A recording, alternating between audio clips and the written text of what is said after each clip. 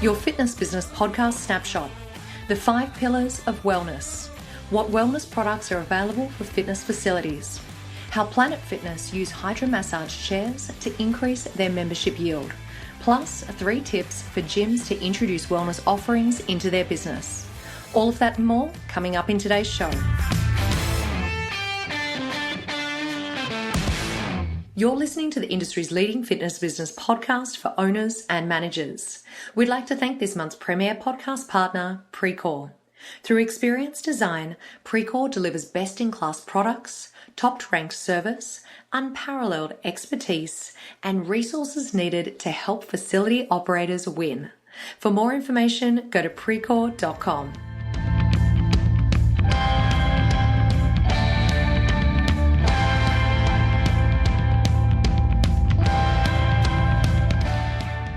Welcome everyone. This week we have a very special guest, and no doubt his name will be familiar to many of you. Wellness entrepreneur Tony De Leede has been in the industry for over 35 years. He brought the fitness first chain to Australia, launched FitnFast clubs and YogaBar brands, created Move and Mind 123 digital content brands, and most recently launched his latest business, Wellness Solutions. These are just a few of the highlights from a very long list of accomplishments. Today, Tony is joining us to talk about where fitness meets wellness and what the future of our industry looks like. For all of the club owners out there, I strongly recommend listening into today's episode, as Tony shares insights into the US and the Australian markets, and we discuss some of the emerging products that are available in the wellness space. We're about to transition to this week's interview, but first, here's a message from our friends at Precor. Precor understands that experience matters when it comes to selecting the right fitness supplier for your facility. That's why they're celebrating their proven expertise in experience-driven design, the industry's highest resale value backed by top-tier US manufacturing, and the industry's highest-rated customer support team. Find out how Precor can provide you the total solution approach to fit your needs. Go to precor.com/total-solutions.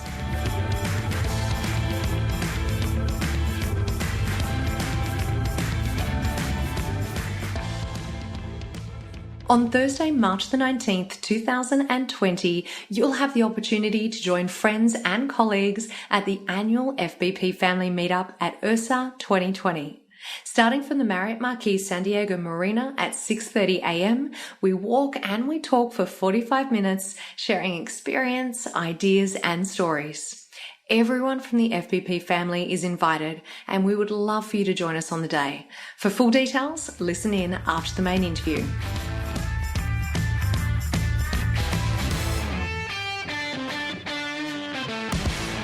Enjoy this week's interview with my special guest, Tony De Leede. Tony, a huge thank you for joining us on the show today.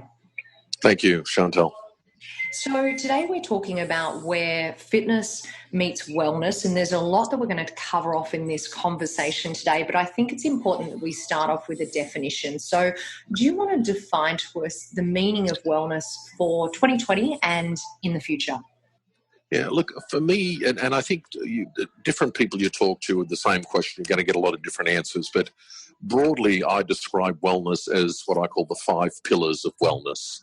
It is essentially what you eat, how you move, where is your headspace, do you get enough sleep, and do you have enough community and conversation and connection in your life to combat this interesting thing called loneliness that's enveloping many populations because of tech and other things. So that's the, I guess, basic definition of overall wellness. Now, wellness products, concepts, delivery systems, and everything else is a whole different, I guess, question going forward.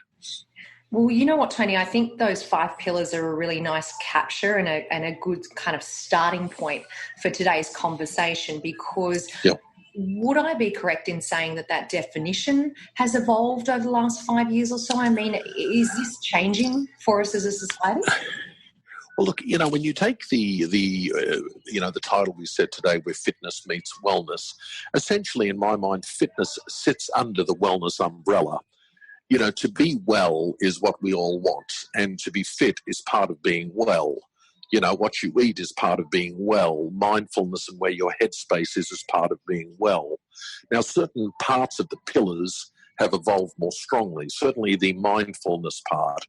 In the last 5 years, meditation facilities, meditation apps, everything meditation has surged in popularity. Breathing is now becoming far more strong on people's radar. I mean, reality is it's the first thing we do and it's the last thing we do is take a breath. But most of us don't breathe correctly. The evolution of apps and devices which coach you to proper breathing and help you in meditation, because the one thing that's very real is that most people need to have assistance to breathe properly or to meditate properly, and they need assistance and guidance to eat properly. So I guess the evolution as over the past 5 years is a number of tools that help you follow the pillars of wellness, even sleeping apps, the sleep side. And then, of course, community and conversation. That would be the one that maybe has declined over the years because of tech and other things. Yeah, that's interesting observation, Tony. And I must admit, only in the last couple of months, I was doing some research into that whole meditation and breathing and stretch and active recovery market. And interestingly enough, we had Mo Hagan on the show not that long ago. And Mo was saying that active recovery in particular was one of the top industry trends that came out of a CanFit Pro study. And we are seeing we're seeing pop-ups for mindfulness studios, and we're seeing virtual fitness products coming out. So if I was a fitness owner in 2019, 2020, what of those components that you've just identified, or those pillars of wellness, should the average fitness business actually be exploring for the future? Well, look, firstly, it depends on where your market is. Now, Mo Hagan, who sits over the Good Life fitness empire in Canada, they have two different brands, one being the traditional Good Life clubs, the other one's being the Fit for Less clubs, and then they've also just recently gone into a full-blown yoga boutique concept. So each of them you look at a little bit differently. In traditional fitness, she is very right that active recovery is surging. So now define what active recovery is. It can be certainly proper stretching, proper meditation, proper breathing. And again, but how and where do you achieve that? Do you do it on your own? I mean, stretching areas in the last 20 years have come from virtually non-existent in health clubs to now being one of the biggest pieces of fitness and health clubs, but people do it on their own. I think we have a company which Wellness Solutions, where we have developed our recovery and recharge rooms where you have guided stretch, guided meditation, and guided recovery. So there's been a lot of these different concepts, and everybody's approaching it differently. I mean, look, you can have one-on-one recovery. Look, the number of stretch studios that are out there that are now surging past massage studios because it's more focused stretching that gives you better healing or better recovery than just a basic massage. So, but if you're looking at the older population, well, they essentially want the same things for recovery, but I guess the delivery of basic wellness is a bit different in an older population because 80% of the population have never been inside a regular health or fitness center, and they're the baby boomers. They are essentially where I sit, which is people born between 1946 and 1964. 80% of that population has never and will never go inside a traditional fitness center because they are intimidated, scared, uncomfortable. But if there was something called wellness that incorporates the word activity, movement, mindfulness, rather than fitness, cardio, workout, exercise, which for that population is scary. So expanding your wellness offerings inside your club, if you can deliver the message, may expand your market. I think it's so interesting that you utilize those words, Tony, and it's probably something that we can all have a think about. And that is, you mentioned a couple of different markets in there, but the way that we actually essentially market to those demographics can be quite different.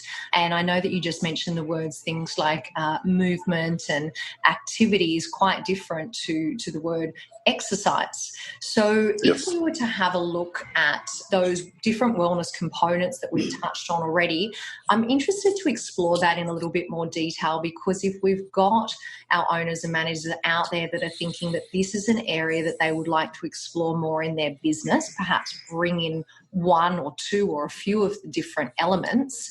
You mentioned having like a dedicated stretch room that's available. I mentioned earlier about the virtual fitness solutions that are available out there.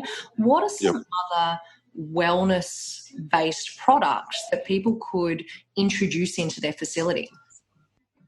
Well, look, the one that's gone quite broad and quite wide very quickly is in these relax and recovery areas is the simple product called, not simple, it's quite a complex product called a hydro massage chair. Mm-hmm. They are in gyms, whether they be the basic Planet Fitness or crunch type gyms or all the way up to the very upmarket gyms, because these clubs, whether they be, again, high-end or budget or boutique, are traditionally, increasingly, I should say, looking at products. Hydro massage has been one of the few products out there. Now, infrared saunas are now surging because people are now realizing the benefits of infrared sauna are far greater than traditional Finnish saunas. In our company, we've taken it a step further, and we've put in salt bricks and meditation content inside the infrared saunas. So essentially what we've done with Wellness Solutions is taken what I call, to use a basic example, is taking the old Nokia phone and wrapping it with all kinds of interesting features to turn it into an iPhone. So we've taken chairs and pods and wrapped them in meditation, breathing, recovery, recharging, good heat. So these are the kind of things that sit under that broad wellness umbrella and are also much less intimidating to a lot of the population. These are things you should be doing for yourself. It's not about just bashing yourself and sweating hard and running hard and pushing the heart rate. That's certainly a part of fitness. But as we get older, and that's why I talked before about the different age groups, the older population, those people that are my age and older, in their 60s and older, our main thing is we just want to be well for the next 20 years. And my personal kind of mantra is I just want to die young, late in life. And I just want to keep moving. And I don't want to be in a wheelchair for the last 5 to 10 years. I love that mantra, Tony. I love that kind of outlook. And, I think one of the things that people obviously need to consider if they're looking at introducing some more wellness-based solutions into their facility is the financial side of things, because you just mentioned a few different products like the infrared sauna and the massage chairs, but of course they come at a cost. So if we are putting our owner hat on for a second, obviously some facilities have introduced these and it's been, rolled into their membership price, whereas others use it as a bit of an add-on at point of sale. So we thought maybe as an example, if you're happy to, perhaps you could talk us through how Planet Fitness in the US hydro massage chairs to actually increase their membership yield. Can you talk us through that? Yep, most definitely. I'm very familiar with how they do it in the US, and also, which would be interesting to your Australian listeners, as Planet Fitness has just launched in Australia and now have 2 clubs open. There was an existing Planet, but the US Planet has now arrived.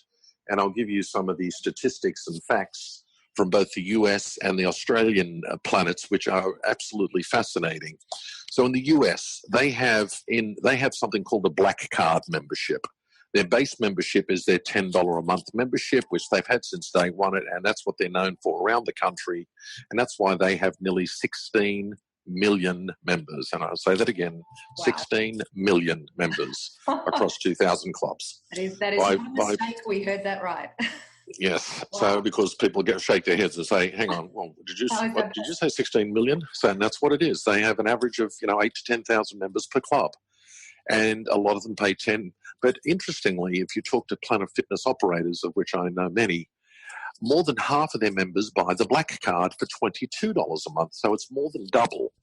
In the States, all they get is suntan beds, which of course we know are no longer legal in Australia. Mm-hmm. They get hydro massage chairs, and they get some other various, occasionally infrared devices, sometimes a stand-up sauna. It's fairly, look, I don't want to say it's basic because it's good stuff, but the good operators are dressing up their black card memberships, Mm-hmm. and 60% of the membership of most of these operators, certainly over 50, are paying the upgrade.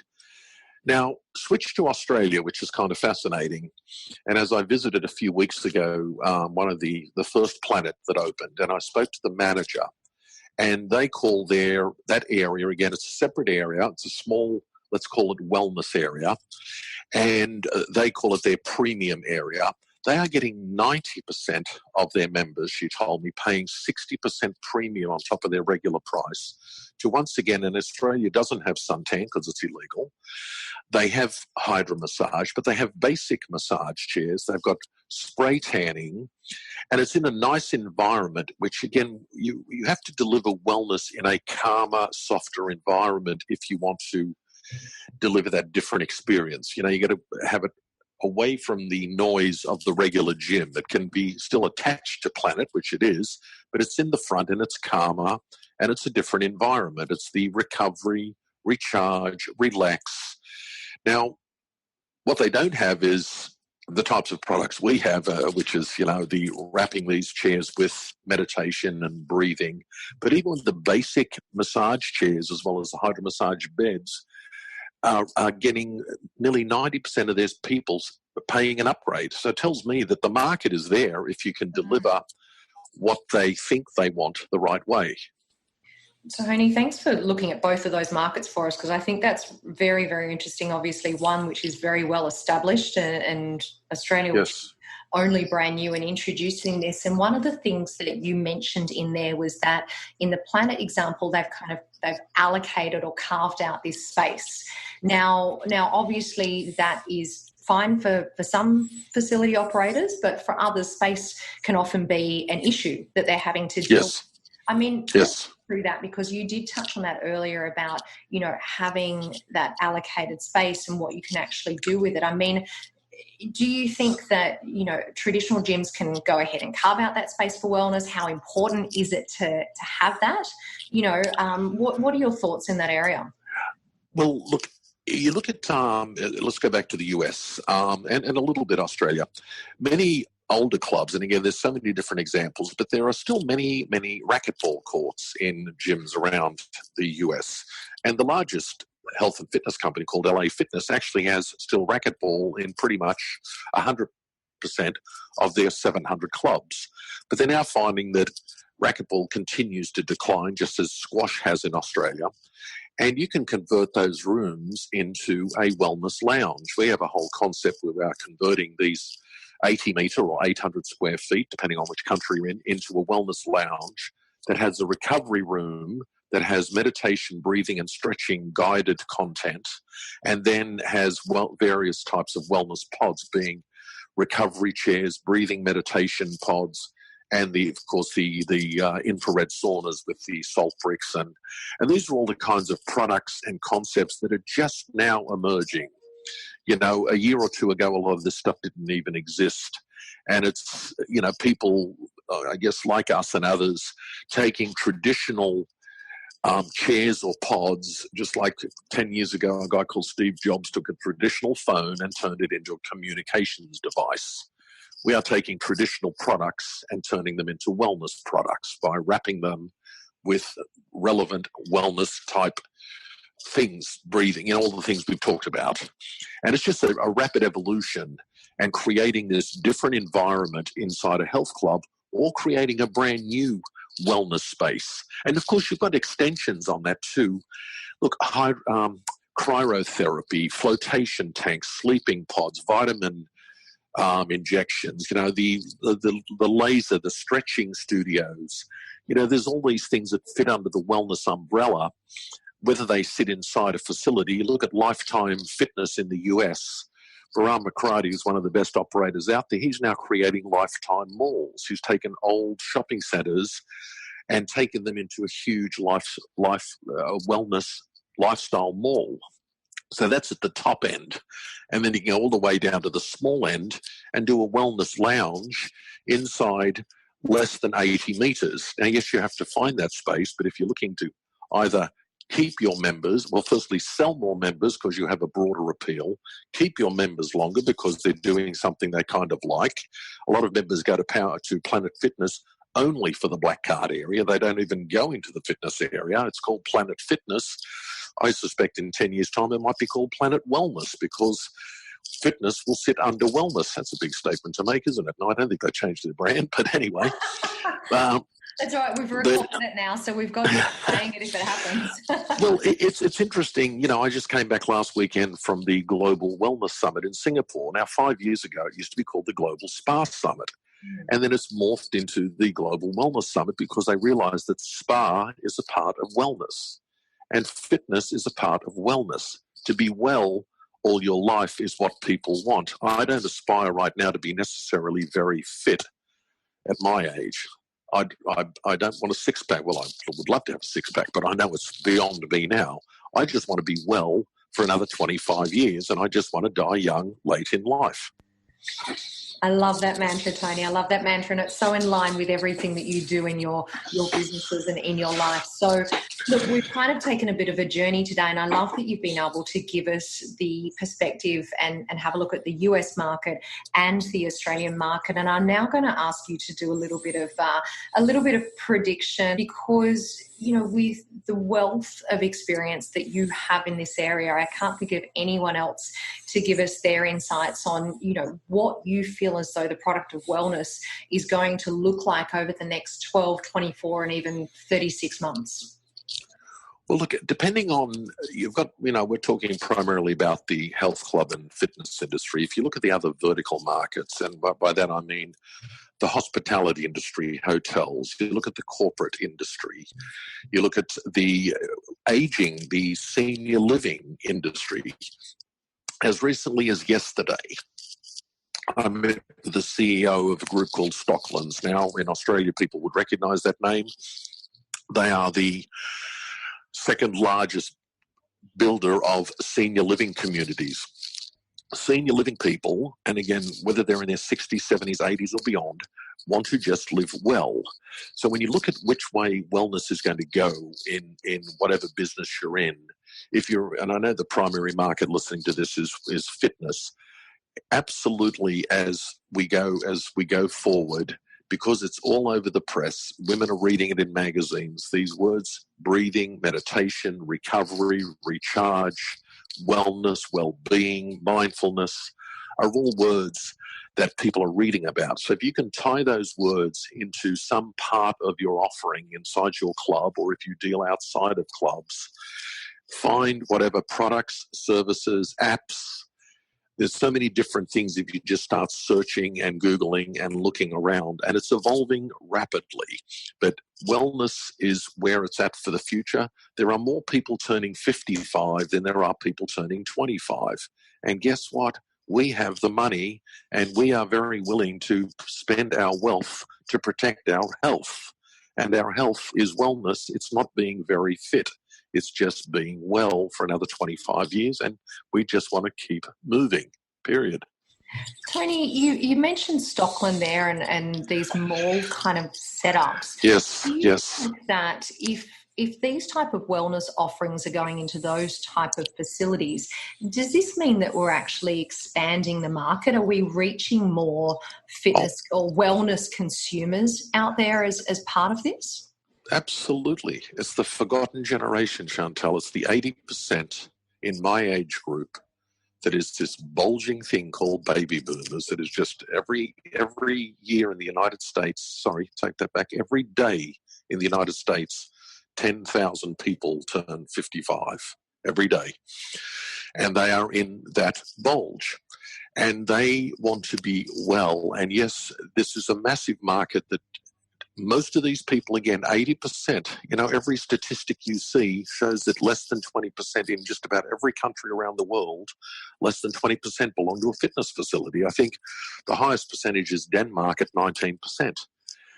So there's 80% that have never and will never join a traditional fitness center. Now, part of the reason, again, Planet gets a disproportionate number of these people is, number one, the price, but they're also promoting their no judgments, their no noise, they put lower weights, so they taking away the intimidation factor, but really creating, I'll use the one example from way back, Curves. When they came on the scene, they rapidly grew to 10,000 locations. Their appeal was primarily to women 50 and older who had never been inside a traditional fitness center. Now, they've shrunk in size. They're down, but there's still about 3,000 of them in the United States. And would you believe they are surging in Japan and China? But they offer just one basic workout. It's a very good 30-minute circuit, but it's one basic circuit.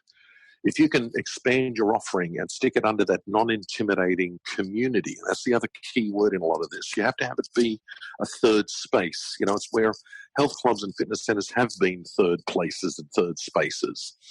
But you need to increase that appeal for that forgotten generation. That's the opportunity for the future, is appealing to the forgotten generation.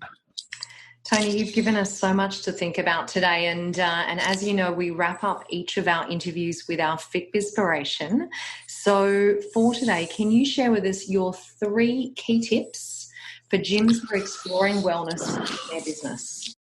We're about to hear this week's Fitbispiration from Tony, but first here's a message from our friends at MX Metrics.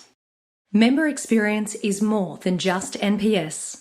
With MXM's Member Experience Toolkit, you build a unified view of the member experience, from purchase to onboarding to everyday usage and cancellation. Wire your entire organization with actionable feedback using MXN's Member Experience Toolkit. To find out more, go to mxmetrics.com. Now back to Tony, where he's going to share 3 tips for gyms looking to explore wellness in their business.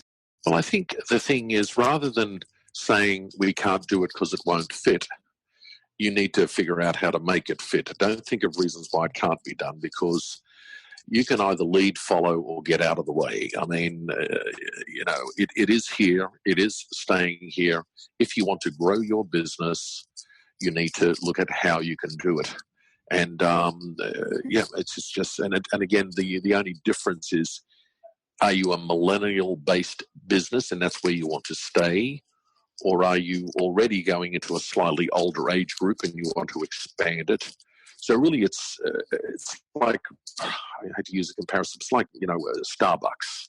You've got the little ones at the airports, you've got the huge ones that sit in Atlanta, where I was just 2 weeks ago, where they've got double drive-thrus. So where is, what is your size? What is your prime market?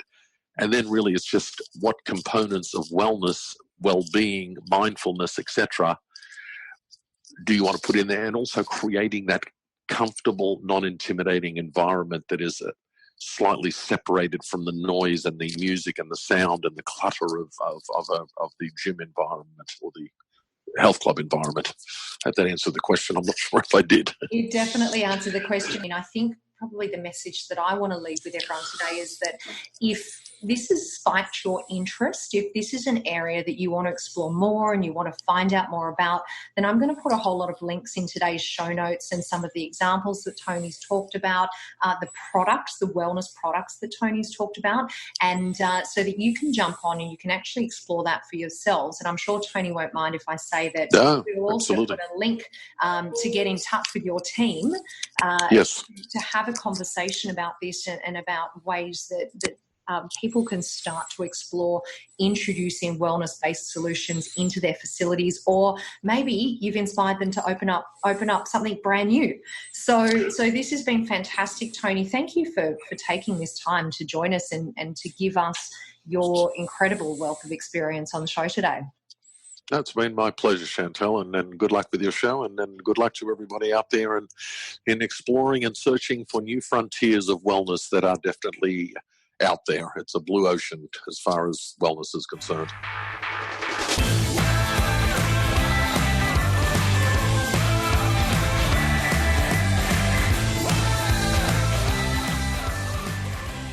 Here's a message from our podcast partner, Team Rockstar Fit. Team Rockstar Fit is an award-winning mastermind team that helps fit pros lead happy and balanced lives. Get mentoring and support. Learn how to grow your business online with Beachbody. You can apply for a free consultation today at teamrockstarfit.com. FBP family, we have an exciting competition running throughout November and December 2019. You could win a pair of Bose sunglasses with micro speakers integrated into the arms of the frames, meaning that you can listen to the Fitness Business podcast without having to use headphones or earphones. They are super cool and you are going to look awesome. No matter where in the world you are, just subscribe to our incredible show notes and tell us in 50 words or less why you love the Fitness Business Podcast. Just go to fitnessbusinesspodcast.com/win for all the details. Precore Quickfire 5. This week's Precore Quickfire 5 guest is the founder and CEO of PR 2020 and the Marketing Artificial Intelligence Institute, Paul Reitzer. Paul, a warm welcome and thank you for joining us on the show today. It's so great to be here. I'm looking forward to the conversation. So we start off our chats with the Precore Quick Fire 5. So tell us, why do you do what you do? Yes, it's not something that people ask me too often. I would say I'm motivated to drive change. Like I started my agency in 2005 because I thought there was a better way to build marketing agencies. And the topic today, we're going through, I really started on because I was fascinated by the idea of changing the way marketing was done and marketing strategy was built. And so that kind of led me down the path I am. So I don't know, I'm always inspired to drive change for the better, I guess. And tell us, are there any rituals that help you become better at what you do? Since this is a fitness podcast, I would say I actually try and do 30 minutes on the elliptical every night in my basement after my kids go to bed, because I have a 6-year-old and a 7-year-old. And so getting to the gym has become more challenging at their ages. So I finally just bought an elliptical and said, at minimum, I'm going to get 30 minutes in when they go to sleep. And then I'll start fresh and clear my mind, because I need that regular exercise to keep my mind clear. That is awesome. Great ritual. And are there any apps or systems that you use to stay in control of your workload? Yeah, we use Basecamp as an agency, but I personally use Asana. I'm actually a big fan of Asana, and so that's how I manage all of my to-dos, and even inbox replies and everything really runs through Asana for me. Oh, 2 great systems. And we use Basecamp for the podcast as well. So I'm definitely a huge fan. And are there any books, podcasts, or blogs that you would recommend to us? Given the topic of today, I would say Human and Machine is a great book. It's written by the Chief Technology Officer of Accenture and their head of AI. And so, as we'll talk about today with artificial intelligence, it's a really good starter book for people to understand what's possible with it. Perfect recommendation for our interview conversation. And just on the topic, just give us a quick overview about what we're going to be talking about during your main interview. Yeah, it's artificial intelligence for the fitness industry. Basically, we're going to try and talk about what it is and how you might be able to use it to grow your business and create better connections and relationships with your customers. This is going to be a fascinating conversation, Paul. So thank you for joining us today for the Precore Quickfire 5. For sure.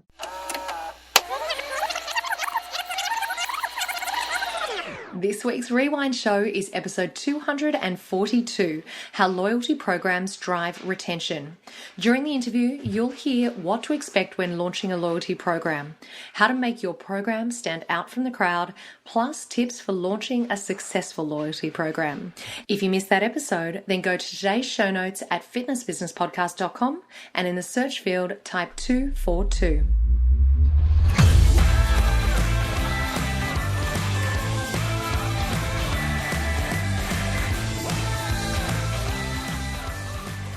You heard it at the start of the show, so here are the details that you've been waiting for.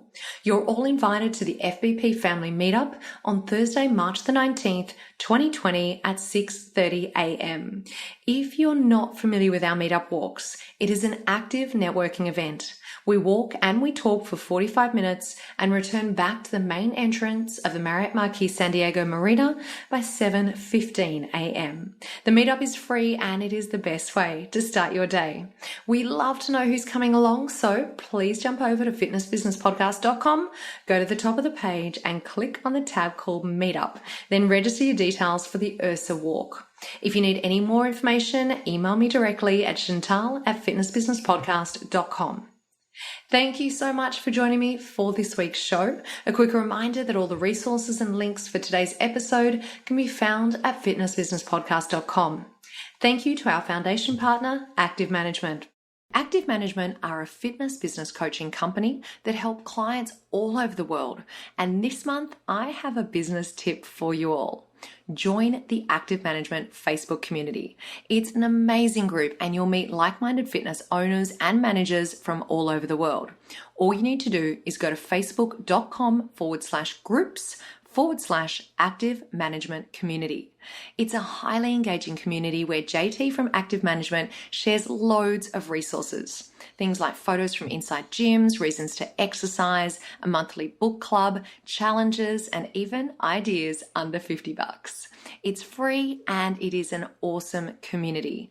Once again, just go to facebook.com/groups/Active Management Community. Thank you all so much for joining me today. Enjoy your week ahead and remember, what you leave behind is not what's engraved in stone monuments, but what is woven into the lives of others.